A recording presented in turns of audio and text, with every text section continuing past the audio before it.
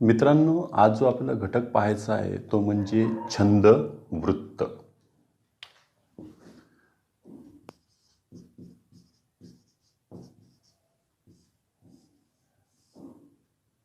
जरी छंद वृत्तमध्ये आपण एकत्र जरी नाव लिहित असलो तरी छंद वेगळे आणि वृत्त वेगळे. तर त्यामध्ये सर्वात पहिले आपण बघा, सुरुवातीचे काही भाग तुम्ही आठवा. भाषा.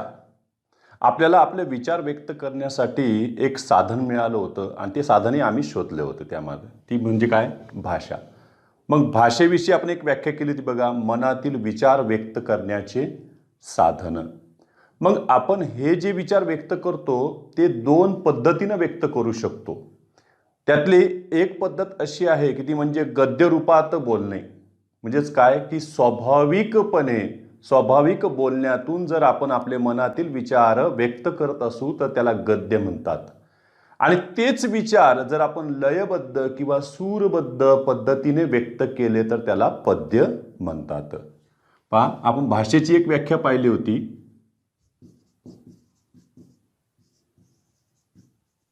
विचार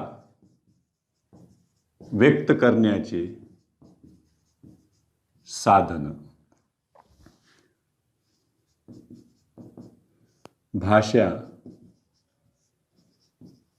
दोन पद्धतीने व्यक्त करता येते. आता त्या दोन पद्धतीमध्ये पहिली जी पद्धत आहे ती म्हणजे गद्य रूपात आपले विचार व्यक्त करणे. बघा, स्वाभाविक बोलण्यातून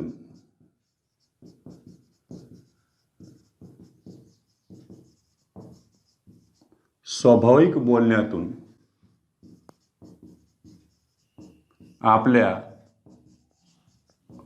मनातील विचार व्यक्त करणे म्हणजेच काय? गद्य. आणि पद्य म्हणजे काय?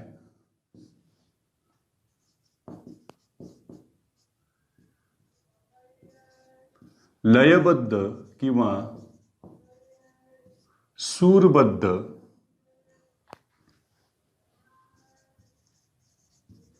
पद्धतीने आपल्या मनातील विचार व्यक्त करणे. त्याला ताल, लय, सूर, बद्ध आपण काय करणं? विचार व्यक्त करणे. त्यातलं एक मी उदाहरण त्यात लिहितो बघा. देव देव्हाऱ्यात नाही, तो देवालयही नाही,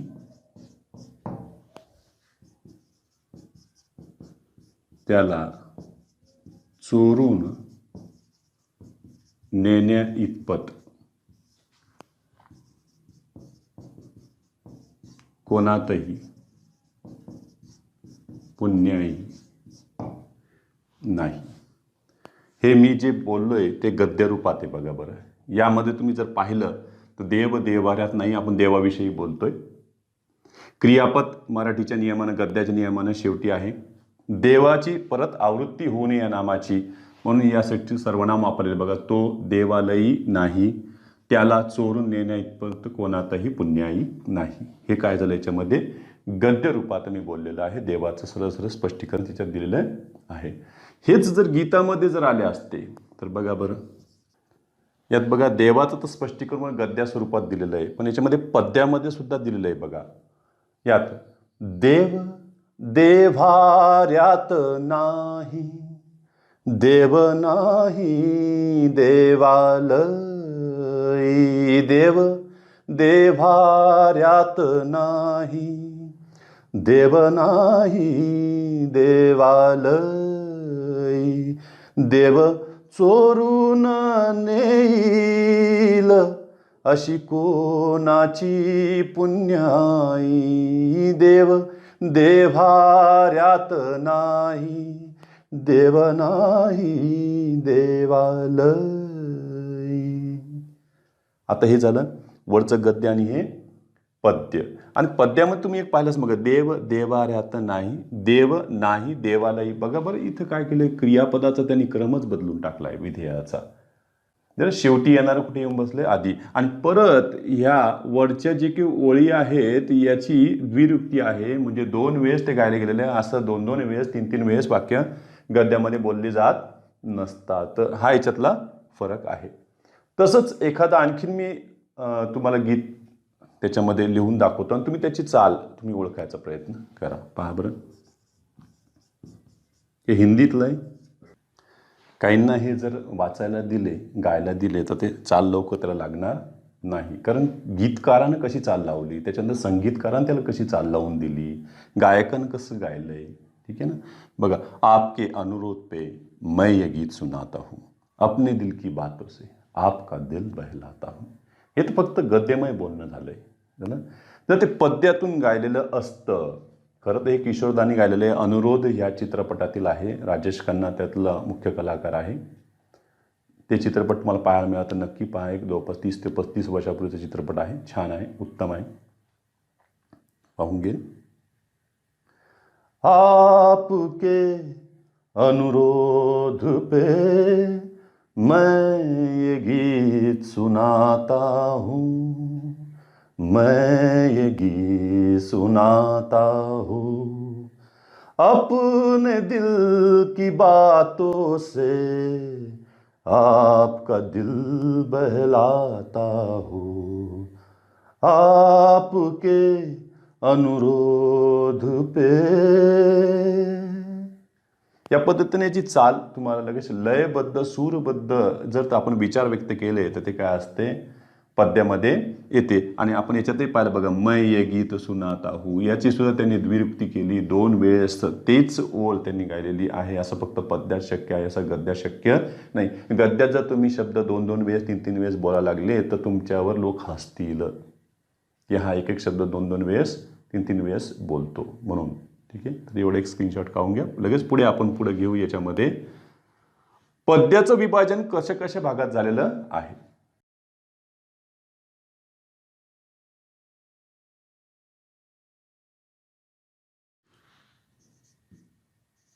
पद्याचा अभ्यास तुम्हाला पहिले मुख्य 2 भागात करावा लागेल.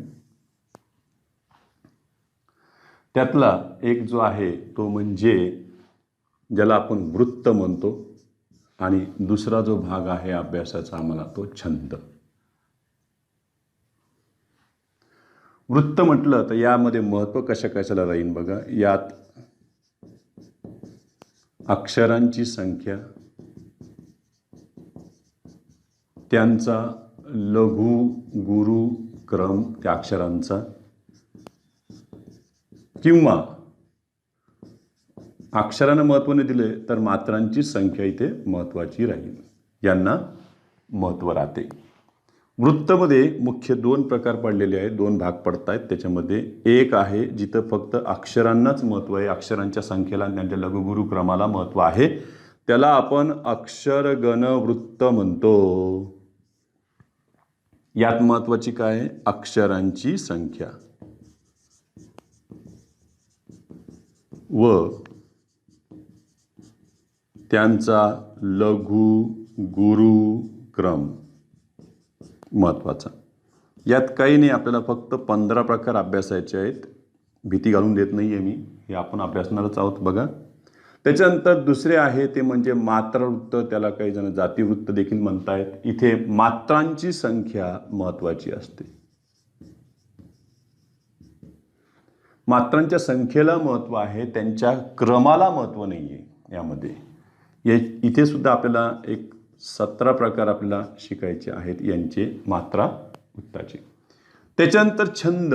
छंदामध्ये जर आपण अभ्यास केला तर जसं इथं अक्षरांची संख्येला महत्त्व आहे तसं इथेही अक्षरांच्या संख्येला महत्त्व आहे.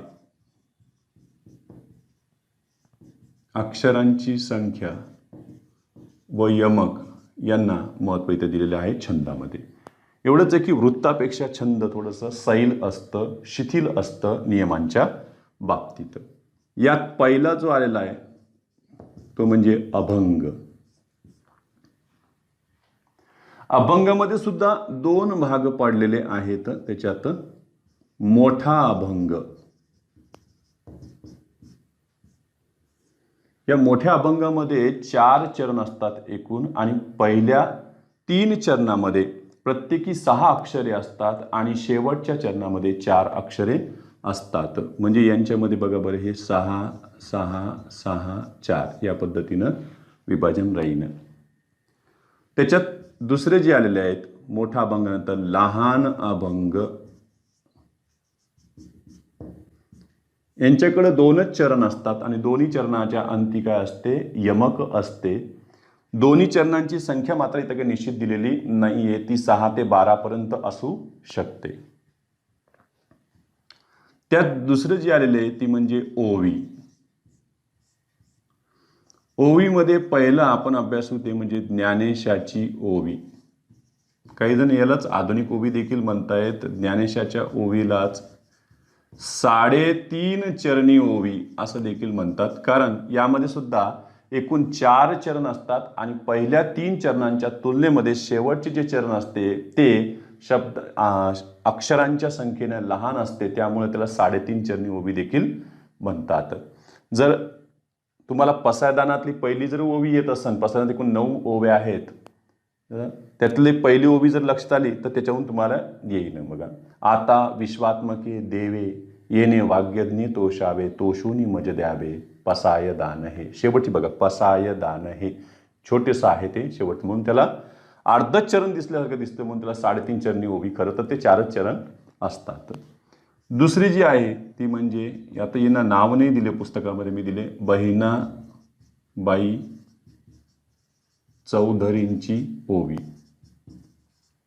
यांचं तुम्हाला मन कविता माहीत असेल, अरे संसार संसार या कविता माहीत असतील तर त्यावरून तुम्हाला लक्षात येईल की बहिणाबाई चौधरींची जे काही ओवी होत्या एकदम साध्या आणि सोप्या शब्दामध्ये होत्या, समजावून सांगणाऱ्या होत्या. मनाची व्याख्या सुद्धा त्यांनी त्या कवितेमध्ये करून टाकलेली.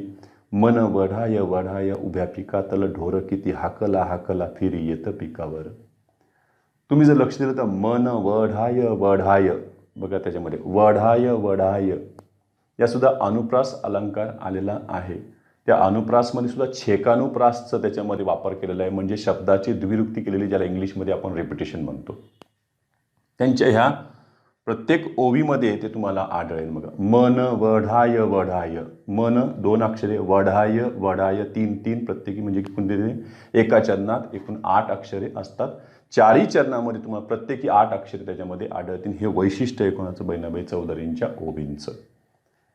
मन वढाय वढाय उभ्या पिकातल ढोर, किती हाकला हाकला फिरी येते पिकावर. बघा, दुसऱ्या ओवीच्या शेवटी ढोर आणि चौथ्या ओवीच्या शेवटी पिकावर, म्हणजे दुसऱ्या आणि चौथ्या चरणाच्या शेवटी म्हणजे अंती त्याच्या काय असते, यमक असते. वैशिष्ट्य आहे बहिणाबाई चौधरींच्या ओवीचं. त्याच्यानंतर तिसरी जी आलेली आहे तिला आपण स्त्रीगीत ओवी म्हणतो. खरं तर हे गृहिणी घरातील काम करत असताना म्हणल्या जायचं, किंवा जात्यावर धान्य दळत असताना म्हणल्या जाणाऱ्या ओव्या, आपण त्याला जात्यावरच्या ओव्या असं म्हटलं तरी चालतं.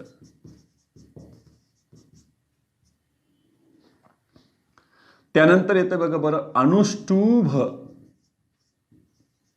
असं म्हणतात की हे वाल्मिकींनी पहिल्यांदा वापरले लिखाणामध्ये. अनुष्टुपमध्ये सुद्धा प्रत्येक चरणामध्ये 4 चरण आहेत आणि प्रत्येक चरणामध्ये 8 अक्षरेच असतात. पण त्याचं एक वैशिष्ट्य आहे की प्रत्येक चरणातील 5वे अक्षर हे लघु उच्चाराचे असते. त्यातलं वैशिष्ट्य आपण त्याला नंतर अभ्यासूच. आणि शेवटचं आहे ते म्हणजे सरळ सरळ या छंदातलाच सर्व नियमातून मुक्त असलेला भाग, म्हणजेच काय, मुक्त छंद. फ्री वर्स त्यांना म्हणतायत इंग्लिशमध्ये. याच्यामध्ये ह्यातल्या कोणत्याही त्या नियमांचं पालन करत नाही, ना अक्षरांच्या संख्येचं, ना मात्रांच्या संख्येचं, ना यमकांचं त्यांना भान असतं, काहीच नसतं. ते असते मुक्तछंद. फक्त त्याच्यातून विचार मांडणे हे फार महत्त्वाचे असते. तसं पाहिलं ते काही सोपं नाही आहे लिहिणं झालं, आणि इकडचाही भाग काही सोपे नाही आहे, सगळे अवघडच भाग आहे त्याच्यामधले लिखाण करण्याचे. तर एवढा स्क्रीनशॉट काढून घ्या.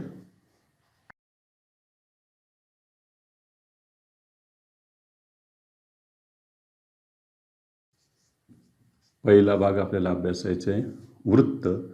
आणि त्यातलाही पहिला प्रकार घ्यायचा आहे अक्षर गण वृत्त. वृत्त आहे त्यामध्ये अक्षरांना खूप महत्त्व आहे, अक्षरांची संख्या फार महत्त्वाची आहे, त्यातून परत अक्षरांचा लघुगुरुक्रम सुद्धा महत्त्वाचा आहे. पुन्हा काही म्हणते सर लघुगुरुक्रम किती वेळचं सांगायला सर तुम्ही? अरे ऱ्हस्व अक्षर, ऱ्हस्व स्वर ज्या अक्षरात असते त्या उच्चारावरून त्याला लघु ठरवले जाते आणि दीर्घ स्वर असणारं जे काही अक्षर असतं त्या दीर्घ उच्चारावरून त्याला गुरु गृहीत धरले जाते. लघुगुरुक्रम हा महत्त्वाचा आहे, म्हणजे ऱ्हस्व आणि दीर्घ अक्षरांना महत्त्व राहिलं. पाहूया आपण याच्यामध्ये अक्षरांना महत्त्व आहे आणि नंतर त्या अक्षरांचं म्हणजे त्या कवितेच्या चरणातील, कवितेच्या ओळीतील अक्षरांचे विभाजन प्रत्येकी 3-3 अक्षरात ज्या गटात केले जाते त्याला गण म्हणतात. बघा मग याच्यामध्ये अक्षर गण वृत्त यामध्ये ह्या दोन्ही गोष्टींना आपल्याला महत्त्व द्यायचे आहेत. पाहूया याच्यामध्ये एक एक मुद्दा अभ्यास जाऊ. यात अक्षरांची संख्या व त्यांचा लघु गुरु क्रम महत्त्वाचा असतो. एक दुसरं लघुगुरुक्रम कसं ठरवणार बघा. ऱ्हस्व स्वरयुक्त अक्षरांखाली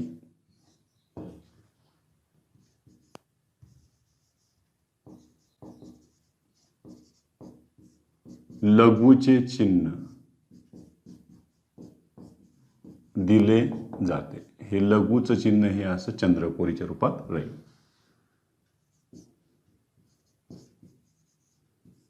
दीर्घ स्वर त्याच्यानंतर येईल संयुक्त स्वर, ही दीर्घच म्हणतोय आपण, संयुक्त स्वर व स्वरादियुक्त अक्षरांखाली गुरुचे चिन्ह दिले जाते. गुरुचे चिन्ह म्हणजे ही आडवी रेघ. याने आपण पाहूच उदाहरणासहित लगेच. चौथ्या क्रमावर आहे कवितेच्या चरणातील, म्हणजे ओळ, ओळीला काय म्हणतात इथं? चरण. कवितेच्या चरणातील अक्षरांचे विभाजन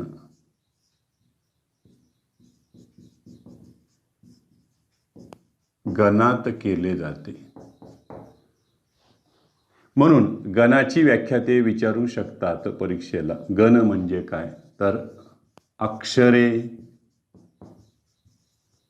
मोजण्याचे माप. मग गण किती अक्षराचे असते बघा. गण हे प्रत्येकी 3-3 अक्षरांचे असते.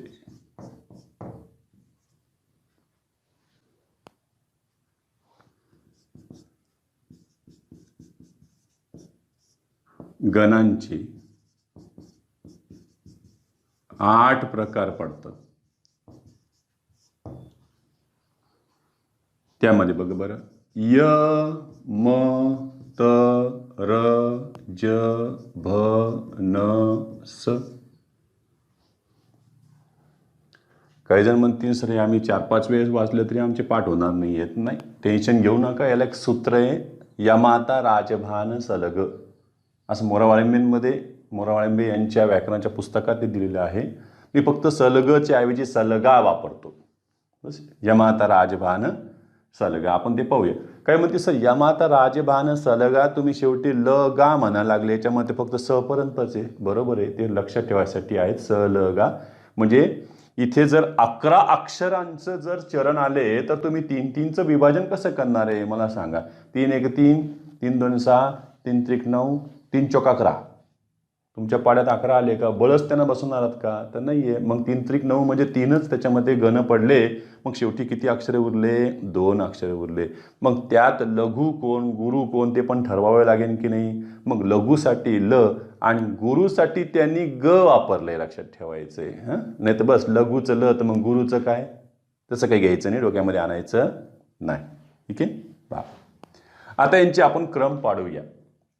आपल्याला ऱ्हस्व अक्षर, दीर्घ अक्षर हे शिकावं लागेल. म्हणजेच आम्हाला लघु गुरु अक्षरांच्या क्रम पाडण्याचे एकूण 4 नियम आहेत, ते महत्त्वाचे आहेत. पहा,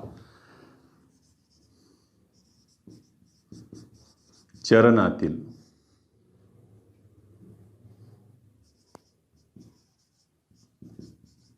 लघु गुरु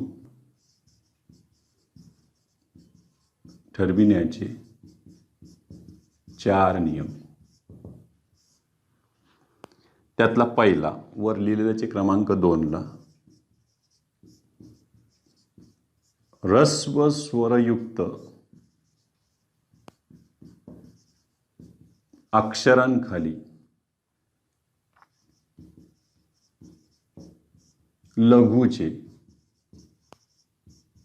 चिन्ह द्यावे. पहिली गोष्ट, आपण स्वर, स्वतंत्र स्वर हे देखील अक्षराचं कार्य करू शकतात. नंतर ते स्वर जर एखाद्या व्यंजनात मिसळले तर व्यंजनाक्षर तयार होते. होऊया. ह्रस्व स्वर त्यात आले बघा बरं. अ, ह्रस्व ई, ह्रस्व उ, ऋषीचं रू आणि ल्यूला काही मी घेणार नाही, याच्यामध्ये त्याचा काही उपयोग जास्त होत नाही. यात बघा बरं, लघुचं चिन्ह लघु लघु लघु. यामध्ये जर आपण क मिसळले तर काय होईल बघा बरं. क, त्याच्यानंतर इथे आले बघा की, इथे आले कु आणि इथे कृषीचं कृ. असं तुम्ही प्रत्येक व्यंजन अक्षराचं करू शकताय. यामध्ये बघा बरं, लघु लघु लघु लघु हे महत्त्वाचे आहे. एक एवढं लक्षात ठेवायचं आहे की हे क्रू आहे, क्रू रू मिसळलेलं आहे त्याच्यामध्ये. हां, नाही तर गोंधळ होतो, काही जणांचा मोठा प्रॉब्लेम आहे इथं. दुसरं जे आलेलं आहेत बघा, कोणतं दीर्घ अक्षराखाली, म्हणजे दीर्घ अक्षर कशी तयार होणार आहेत बघा. दीर्घ स्वर, त्याच्यानंतर आले संयुक्त स्वर व स्वरादियुक्त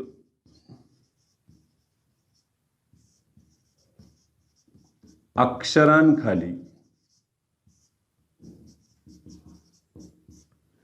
गुरुचे चिन्ह द्यावे. गुरुचे चिन्ह म्हणजे आडवी रेघ द्यायची त्याच्या खाली. पाहूया.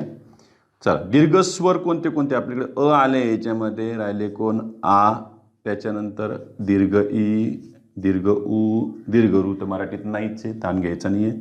चला, संयुक्त स्वर कोणते आपल्याकडे? ए, त्याच्यानंतर आई, ओ, आऊ. मी इंग्लिश स्वरांना इथं बाजूला ठेवले. त्यांचा उपयोग आधीच्या कवितेमध्ये कुठे आढळत नाहीये. ए, आई, ओ, औ. त्याच्यानंतर स्वरादियुक्त, मग स्वरादी आपल्याला लिहायला लागेल ना, असहितच. आहा, हे अक्षरं सरळ सरळ आपण घेतलेली आहेत. यांच्या खाली तुम्ही गुरुचे चिन्ह द्या. आता काही जण म्हणतील यांना कोण अंडरलाईन केलंय तुम्ही? तसं अंडरलाईन केलेलं नाही. हे चिन्ह कशाचे आहेत? गुरुचे आहेत. चला, याच्यामध्ये आता आपण क मध्ये हे स्वर मिसळून पाहू आणि व्यंजनाक्षर तयार करू. का, की, कु, के, कै, को, कौ, कम, का. इथे पण गुरुचे चिन्ह देऊन टाका, महत्वाचे. तिसरा नियम अत्यंत महत्वाचा, चुकण्याची शक्यता दाट. पहा,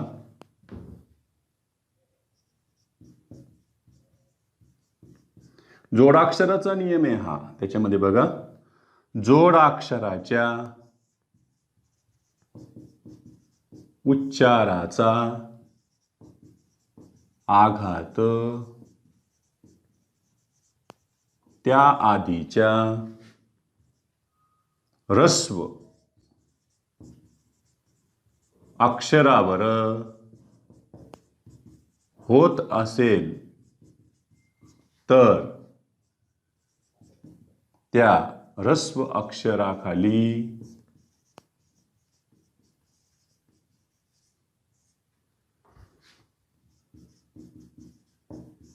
गुरुचे चिन्ह द्यावे. म्हणजे ते उच्चाराने गुरु झाले, उच्चारण दीर्घ झालेत, लिखाणात नाही. एवढ्यावर तर कळालं सर आम्हाला. पण मग एक मोठा प्रश्न निर्माण तयार होतो, तो म्हणजे काय की जोडाक्षरामध्ये जोडाक्षराच्या खाली आम्ही कोणतं चिन्ह द्यायचं. इथे देखील विद्यार्थी गोंधळ करतात. काहींचा प्रॉब्लेम असा होतो की हा नियम जरी वाचला तरी कळत नाहीये. जोडाक्षराच्या खाली ते काय करतात, गुरुचं चिन्ह देऊन टाकतात. प्रत्येक जोडाक्षराच्या खाली गुरुचं चिन्ह. तसं नाही. परत प्रत्येक जोडाक्षराच्या उच्चाराचा आघात होतोच असं काही आहे का, तर नाही. होत असेल तरच हा नियम आहे, लक्षात ठेवायचा आहे. पहा, मग जोडाक्षराचं बघा अत्यंत महत्वाचं आहे हे सुद्धा. परंतु जोडाक्षराखाली त्यातील ह्रस्व किंवा दीर्घ स्वरावरून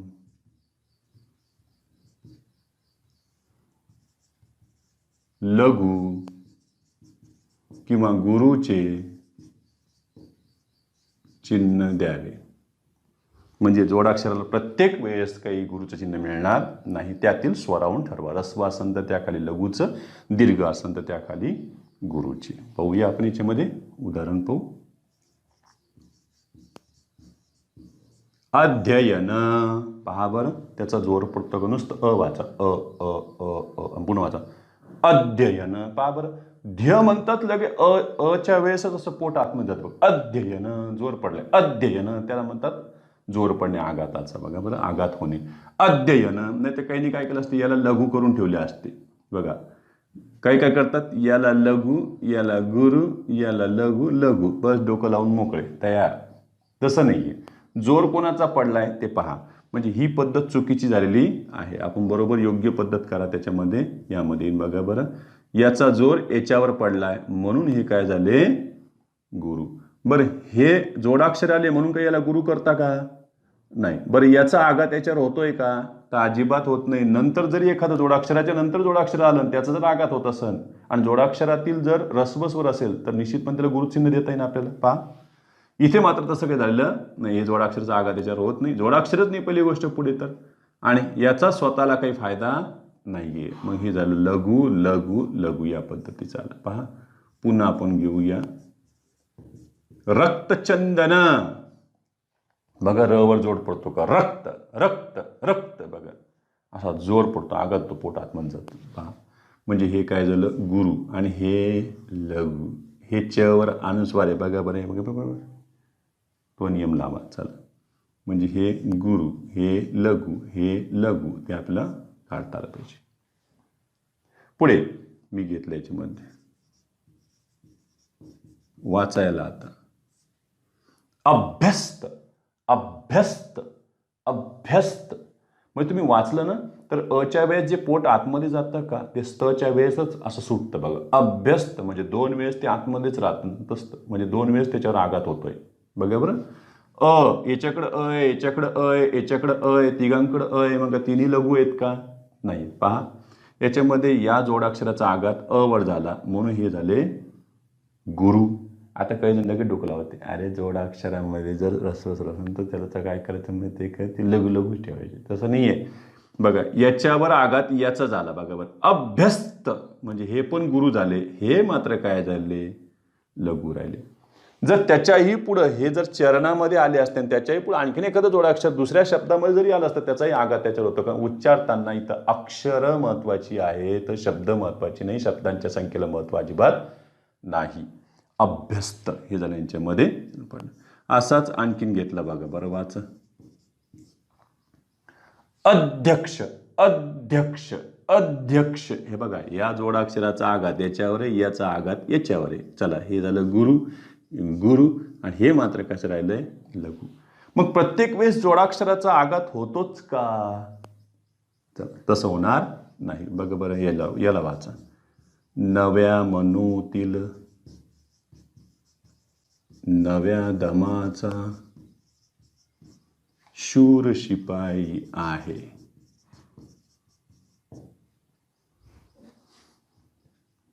नव्या आहे का नव्या आहे? नव्या का नव्या? नव्या नव्या बघा बरं का नव्या आहे का नव्या? नव्या. म्हणजे याचा आघात याच्यावर होत नाही जरी जोडाक्षर आलं तर. प्रत्येक जोडाक्षराचा आघात होतोच असं काही नाही.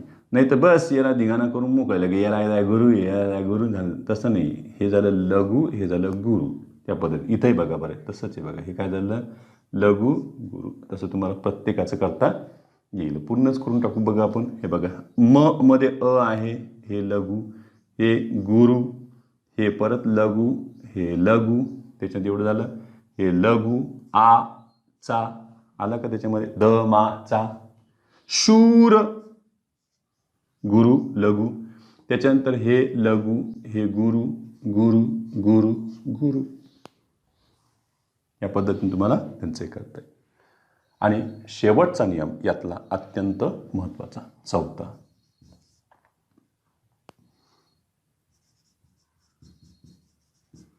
चरणाच्या शेवटी जर ह्रस्व अक्षर आले तर त्याखाली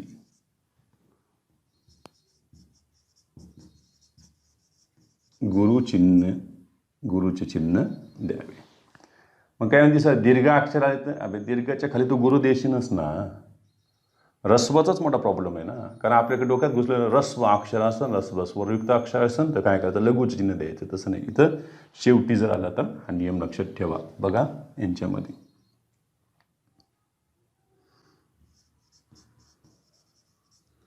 आरक्त होय फुलुनी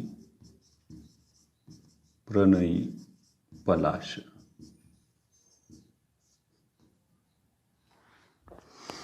ते काय करतील माहिती आहे का तुम्हाला पूर्ण ओळीचं नको करून दाखवतो आम्हाला.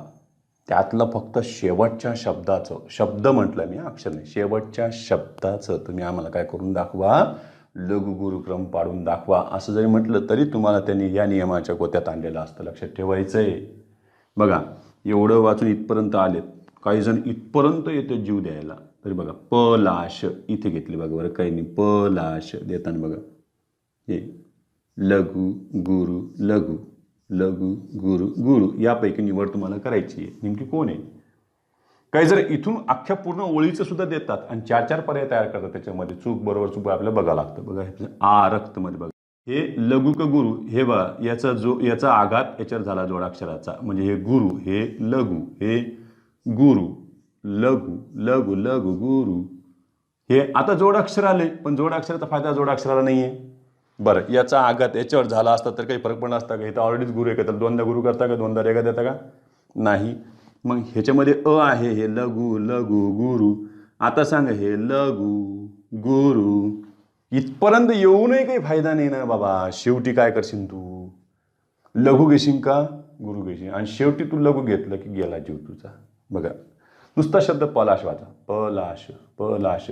त्याला शब्द वाचताना वेगळं आहे पण तो चरणामध्ये आलाय पद्यात गाताना त्याच्यावर आघात होतोय शेवटी. बघा बरं आरक्त होय फुलुनी प्रणयी पलाश पलाश पलाश पलाश पलाश. बघा म्हणून हे काय झालं याच्यातलं गुरु आहे. एवढं लक्षात तेवढं स्क्रीनशॉट घ्या.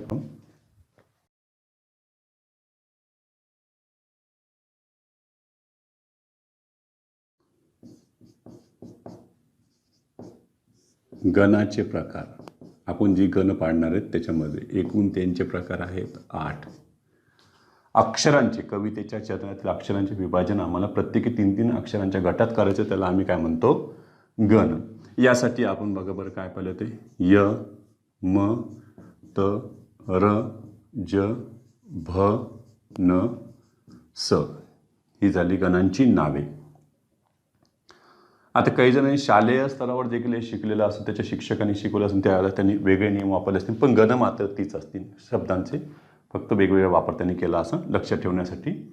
बघा यासाठी मोरावाळिंबेंमध्ये लक्षात ठेवण्यासाठी एक सूत्र दिलेलं आहे. बघा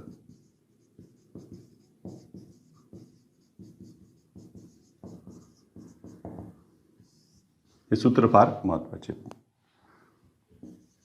य मा ता रा ज भा न स ल ग.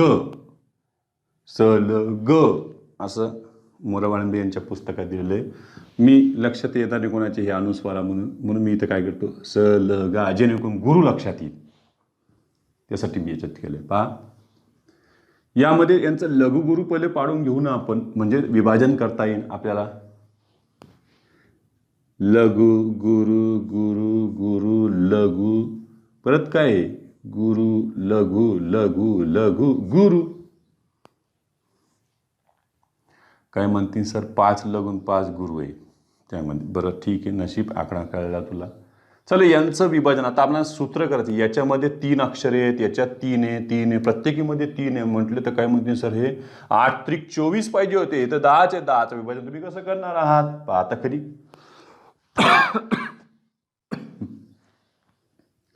पहिलं पाहूया आपण याच्यातलं.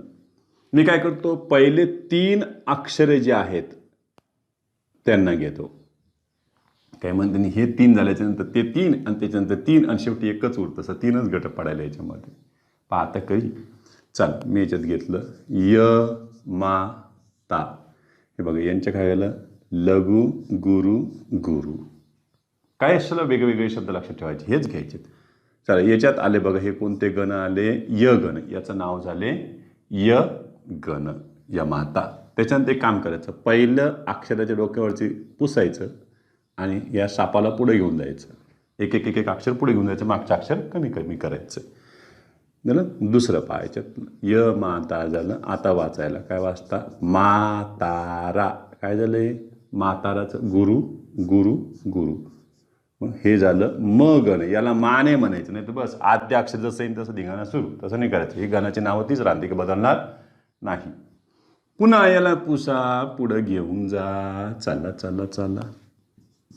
ताराज गुरु गुरु लघु. हे कोणतं गण झालंय, त गण. चौथ. चला पुसा. एक सूत्र पाठ राहिलं तर फायदा होईल तुम्हाला. बघा, राज भा गुरु लघु गुरु. याला र गण म्हणतात. यावे पुढे आणखीन 5वं. पुसा. चला पुढे पुढे घेऊन ज भान लघु गुरु लघु. हे झालं जगण 6व्या क्रमांकाचं. पुसा. चला पुढे भानस गुरु लघु लघु. यांच्यामध्ये हे कोणते गण झाले, भ गण. चला पुढे, शेवटचे 2च राहिले आता.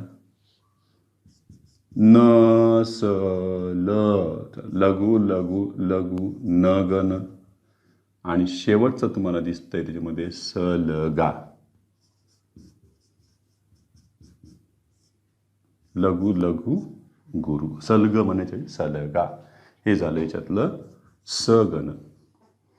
याला आणखी नावे देण्यात आली, ती म्हणजे यामध्ये लघु किंवा गुरु यामध्ये त्यांच्या संख्येवरून त्यांची नावं देण्यात आली, किंवा त्यांचा क्रम कुठं आहे, आद्य आहे का, मध्ये आहे का, अंत्य आहे, त्यावरून सुद्धा. बघा, यामध्ये 2 गुरु आहे आणि आद्य सुरुवातीला काय आलेलं आहे, म्हणून ह्या य गणाला आद्य लघु असं देखील म्हणतात. यामध्ये म गण सर्वच्या सर्व गुरु आहेत, म्हणून म गणाला सर्व गुरु असं देखील म्हणतात. त गणाला अंत्य आलेलं बघा बरं, म्हणून त्याला त्यांनी अंत्य लघु म्हटलेलं आहे. तर याच्यामध्ये मध्यभागी तुम्हाला लघु दिसतंय, म्हणून याला मध्य लघु म्हटलेलं आहे. याला इकडे बघा बरं मध्यभागी गुरु आलेलं आहे, म्हणून याला मध्य गुरु नाव देण्यात आलेलं आहे. यांच्याकडं आद्यस्थानी आलेलं आहे गुरु, म्हणून हे आद्य गुरु. आणि हे सर्वच्या सर्व याच्यामध्ये काय आलेले आहेत बघा बरं, लघु. जसं इथं सर्व गुरु असणारा म गण होतं, तर सर्व लघु असणारा न गण आहे, एकदम विरुद्ध एकमेकाच्या. चला, यांच्याकडे अंत्य आलेलं आहे बघा बरं, अंत्य गुरु. यांची नावं प्रत्येकाची. इथं अंत्य लघु, इथं काय आलेलं बघा बरं, अंत्य गुरु. आद्य गुरु असणारं भ गण आहे, तर आद्य लघु असणारं कोण आहे, याच्यामध्ये य गण आहे. ते सुद्धा तुम्हाला लक्षात ठेवावे लागतील. काहीही याच्यातलं लक्षात ठेवा, फक्त एक सूत्र लक्षात ठेवायचं आणि ते विभाजन कसं करायचं तेवढं डोक्यात घ्यायचं आहे, लक्षात ठेवा. हं? यांचे पुढे जाऊन परीक्षेमध्ये उदाहरणं सुद्धा येऊ शकतात. जोड्या लावा किंवा योग्य क्रम सांगा, गणक्रम ओळखा, त्यातलं ते 3 तुम्हाला प्रश्न पडतील त्याच्यावर. झालं? यावर पुढं महत्त्वाचं एक आहे शेवटचं, ती म्हणजे यती. काही जण म्हणतील आता यती म्हणजे काय, तर आपण जे कवितेचे चरण म्हणतो ते कवितेचे चरण म्हणताना नैसर्गिकरित्या थांबण्याचे जे ठिकाण असते, मध्ये थांबण्याचे ठिकाण, जे काही अक्षरावर तुम्ही थांबता किंवा ज्या किंवा अक्षरानंतर तुम्ही थांबता त्याला यती म्हणतात. बघा, कवितेचे चरण म्हणताना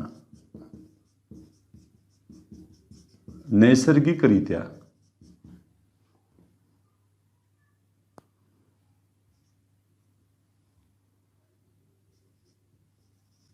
मध्ये एखाद्या अक्षरानंतर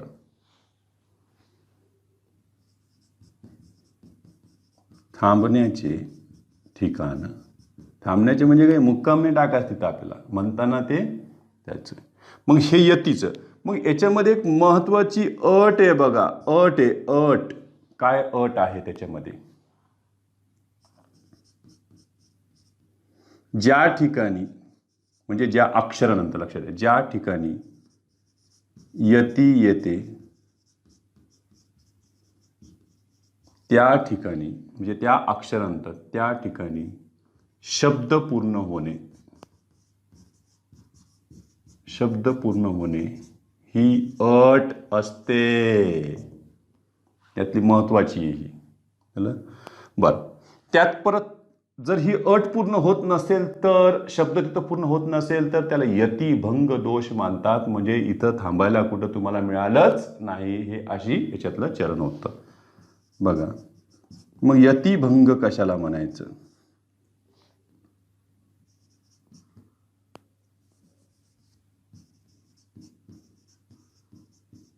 ज्या अक्षरानंतर यती येते त्या ठिकाणी शब्द पूर्ण होत नसेल, तर त्यास यतिभंग दोष मानतात.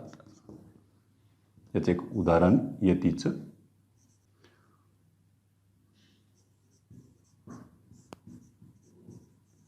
मना सज्जना तू कडेनेच जावे. मनाचे श्लोक समर्थ रामदासाने लिहिलेले आहेत आणि मनाचे श्लोक हे अक्षरगणवतात आहे. आणि अक्षरगणवतामध्ये त्यांनी दिलेले आहे की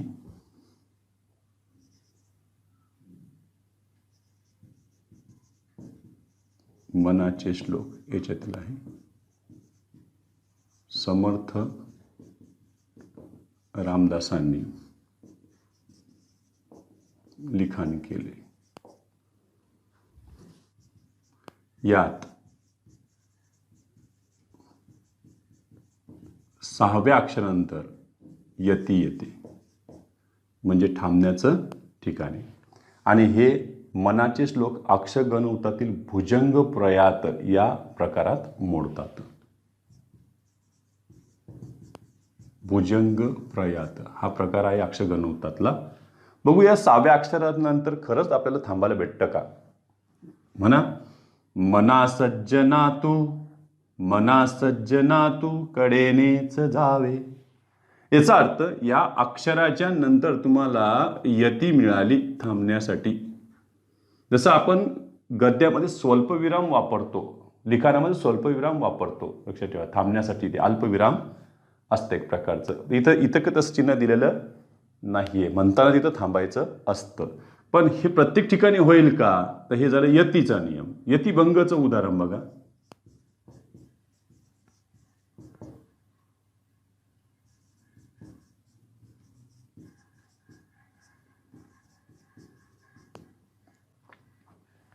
6वं अक्षर बघा, 1 2 3 4 5 6. अरे इथं तर शब्द काही पूर्ण होत नाही. याचा अर्थ इथे काय झालं, हे असं फोडता येईल का आपल्याला?